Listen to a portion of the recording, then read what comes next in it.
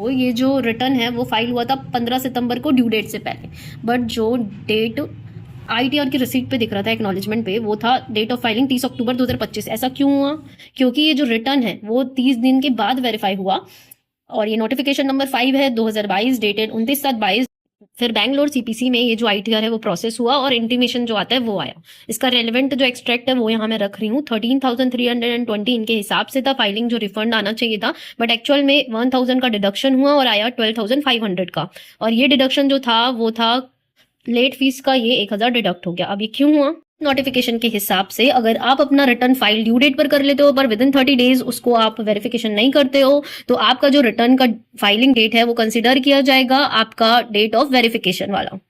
ये टाइमली अपना ITR file करवा के आप वेरिफिकेशन जरूर से करवाएं। कुछ लोगों का जो अर्लियर ईयर्स का रिटर्न है वो अब कॉन्डोनेशन के साथ अगर वो रिक्वेस्ट कर रहे हैं तो वो इनवैलिड हो गया है, यानी कि अब रिटर्न फाइल किया नहीं किया आपका एक बराबर हो गया। अब आपको फिर से फ्रेशली रिटर्न फाइल करना पड़ेगा आईटीआर यू पुराने सालों के लिए, और उसमें आपका जो लेट फीस और जो आपका टैक्स और इंटरेस्ट बनता है वो तो आएगा ही आएगा। इसको आपको इसलिए ध्यान देना है कि अगर आप नहीं ध्यान दोगे तो आपका अगर रिफंड है तो वो तो रिफंड से एडजस्ट हो जाएगा, अदरवाइज आपको डिमांड का नोटिस भी आ सकता है।